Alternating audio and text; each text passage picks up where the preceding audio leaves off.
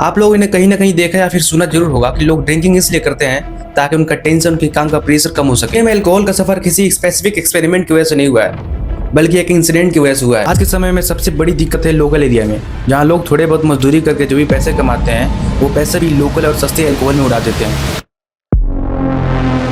एक छोटा सा घर है जहाँ हर साल बच्चे का बर्थडे मनाया जाता है और हर साल एक फोटो क्लिक की जाती है जिसमें पूरी फैमिली होती है, मम्मी पापा और सारे बच्चे। लेकिन अगर आप ध्यान से इन फोटोज को एक के बाद एक देखोगे तो आपको एक अजीब सा बदलाव दिखेगा। पहली फोटो अगर तुम देखते हो तो पापा बहुत खुश हैं, बच्चे उनके गोद में हैं, और दूसरी फोटो में पापा थोड़े थके हुए दिख रहे हैं, उनकी आंखें लाल है। और अगली यानी कि तीसरी फोटो देखते हो तो पापा की हाथ बच्चे के कंधे पर है और उनका ध्यान कैमरे पे नहीं है बल्कि कहीं और है। और इस साल की फोटो में वो जगह, वो कुर्सी खाली है। नहीं, उनका एक्सीडेंट नहीं हुआ, उन्हें कोई बड़ी बीमारी भी नहीं हुई। असल में वो कुर्सी धीरे धीरे खाली हो रही थी पिछले 5 सालों से। वो कुर्सी तब खाली हुई जब पापा ने पहली बार ऑफिस के नाम पे, फैमिली प्रेशर के नाम पे, दोस्तों के नाम पे, दिखावे के नाम पे पहली बार ड्रिंकिंग की। यहाँ ये मत सोचो कि वो कहाँ गए, बल्कि ये सोचो कि एक इंसान घर में रह के भी घर में नहीं है। घर वालों को लगता है कि वो थोड़ी सी तो पीते हैं, बट वो कब थोड़ी सी उनकी बेटी के स्कूल की फी पी गई, उनकी पत्नी की मुस्कुराहट पी गई और उनका खुद का वजूद पी गया, किसी को पता भी नहीं चला। आज घर में शांति तो है, लेकिन वो शांति नहीं जो सुकून देता है। ये वो शांति है जिस घर में एक इंसान जिंदा तो है बट अपने ही परिवार के लिए मर चुका होता है। क्योंकि शराब सिर्फ लीवर खराब नहीं करता, वो एक हंसते खेलते परिवार का विश्वास जलाकर राख कर देता है। पता है सबसे अजीब बात क्या है? जब एक बच्चा अपने फ्रेंड से बोलता है कि मेरे पापा बीमार हैं इसलिए सो रहे हैं, जबकि उसे रियलिटी पता है कि मेरे पापा बीमार नहीं बल्कि नशे में हैं। आप लोगों ने कहीं ना कहीं देखा या फिर सुना जरूर होगा कि लोग ड्रिंकिंग इसलिए करते हैं ताकि उनका टेंशन, उनके काम का प्रेशर कम हो सके। अब यहाँ पे होता ये है कि अल्कोहल आपके दिमाग के कुछ पार्ट्स को स्लो कर देता है। ड्रिंकिंग करने के बाद कुछ समय के लिए लगता है कि टेंशन कम हो गई है, लेकिन ये सिर्फ एक इल्यूजन होता है। अब देखो, अल्कोहल कंज्यूम करने के बाद कुछ समय के लिए टेंशन तो कम होती है, लेकिन अगली सुबह तुम्हारा स्ट्रेस हार्मोन काफी ज्यादा बढ़ जाता है और तुमको खुद पे पछतावा भी होता है और गुस्सा भी आता है कि आखिर ये मैंने किया क्यों। और इसी को कहते हैं रिबाउंड एंजाइटी इफेक्ट। लेकिन क्या आपने पहले कभी सोचा है कि होता क्यों है, और ये अल्कोहल, वाइन, ये सब बनते कैसे है, और इसकी शुरुआत कैसे हुई, और इससे क्या क्या इफेक्ट होता है, और ये हमारे माइंड को कैसे हाईजेक करता है, और भी कई सारे सवाल जो आज की इस वीडियो में समझेंगे। दुनिया में अल्कोहल का सफर किसी स्पेसिफिक एक्सपेरिमेंट की वजह से नहीं हुआ है, बल्कि एक इंसिडेंट की वजह से हुआ है। आज से करीब हजारों साल पहले किसी इंसान ने फ्रूट्स का मटका खुले में छोड़ दिया, और कुछ दिनों बाद जब उसने उसका टेस्ट किया तो फर्मेंटेशन की वजह से दुनिया का सबसे पुराना और दुनिया का सबसे पहला वाइन बन चुका था। यानी अल्कोहल कोई इन्वेंशन नहीं है, बल्कि नेचर का एक नेचुरल रिएक्शन है। इस डिस्कवरी के बाद सबसे पहले चाइना में लोग करीब 7000 BCE के आसपास राइस, हनी, फ्रूट्स को मिला के फर्मेंटेड ड्रिंक्स बनाने लगे, और धीरे धीरे ये ट्रेडिशन मेसोपोटामिया और इजिप्ट पहुंच गया, जहां बियर को एक डेली ड्रिंक बना दिया गया और वाइन को एक रॉयल स्टेटस मिल गया। टाइम बदलता गया और ऐसे ही ग्रीस में वाइन एक कल्चर का हिस्सा बन गया, और फिर रोमन्स ने आके इस पूरी ड्रिंक्स को एक इंडस्ट्री में बदल दिया। बैरल्स और स्टोरेज सिस्टम ऑर्गेनाइज हुए, और इसी बीच इस्लामिक गोल्डन एज में डिस्टिलेशन इंप्रूव हुआ, जिससे अल्कोहल स्ट्रॉन्ग बना। और उसके बाद यहीं से वर्ड आता है अल्कोहल, जिसे आज हम अल्कोहल कहते हैं। यूरोप में ये डिस्टिल्ड अल्कोहल मेडिसिन की तरह यूज होता रहा, और कॉलोनियल पीरियड आते आते ये ट्रेड का एक मेजर प्रोडक्ट बन चुका था। इंडस्ट्रियल रिवोल्यूशन ने अल्कोहल को एक मास प्रोडक्शन में बदल दिया, और ये ग्लोबल $1 बिलियन का इंडस्ट्री आज इस मॉडर्न वर्ल्ड का हिस्सा बन चुका है। वाइन सबसे नेचुरल फॉर्म है जो ज्यादातर ग्रेप से बनती है। मॉडर्न वाइनरीज में ग्रेप्स को कलेक्ट किया जाता है, उसके बाद उसका जूस निकाला जाता है, एंड देन कंट्रोल्ड इन्वायरमेंट में उसे फर्मेंट होने दिया जाता है। कुछ वाइन्स स्टील टैंक्स में बनती हैं तो कुछ वुडन बैरल्स में, जिससे उनका फ्लेवर डीप होता है। और इसी तरह बियर भी ग्रेन से बनती है, स्पेशली बार्ले से। इसके बाद आता है स्पिरिट्स जैसे विस्की, वोडका, रम और ब्रांडी।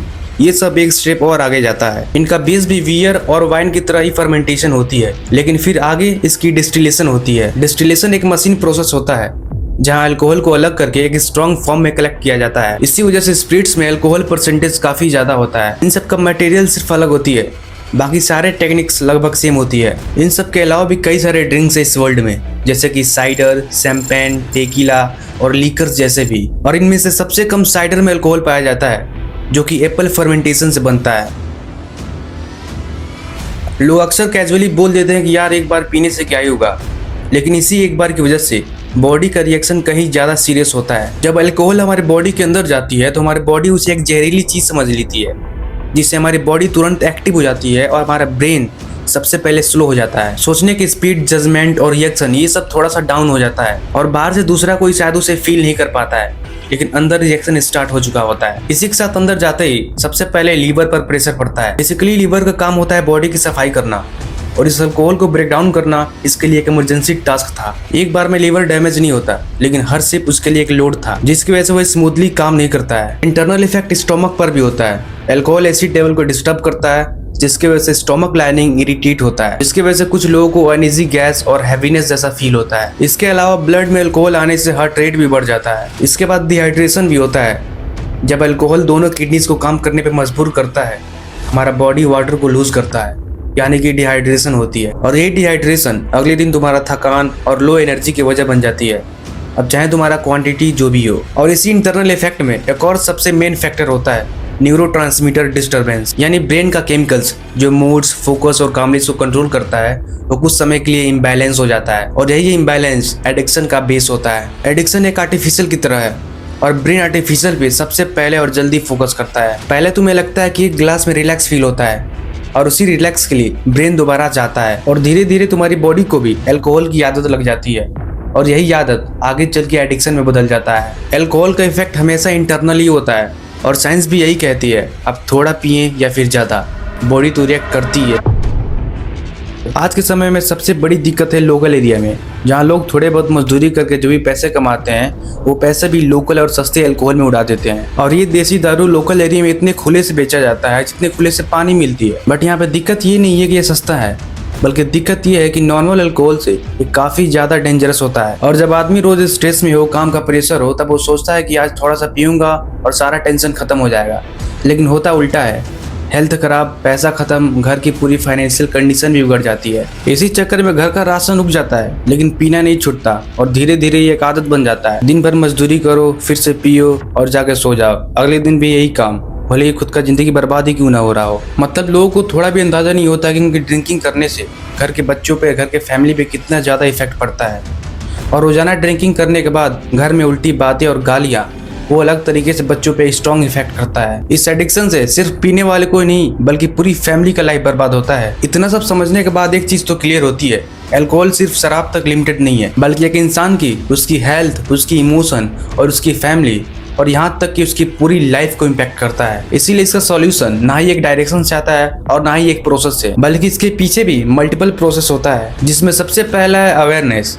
जब इंसान को लगने लगे कि शराब उसे अंदर ही अंदर खत्म कर रही है, तो सबसे पहले तो उसे डॉक्टर के पास जाना चाहिए, जो क्रेविंग कंट्रोल करे, विड्रॉवल इजी बनाए ताकि बॉडी कंट्रोल हो सके। और थेरेपी सिखाता है कि स्ट्रेस को कंट्रोल करने के लिए शराब के अलावा भी कई सारे रास्ते होते हैं। तो बस आज के इस वीडियो में इतना ही। अगर वीडियो पसंद आए तो लाइक करना, चैनल पर नए हो तो सब्सक्राइब करना। मिलते हैं अगले वीडियो में। जय हिंद।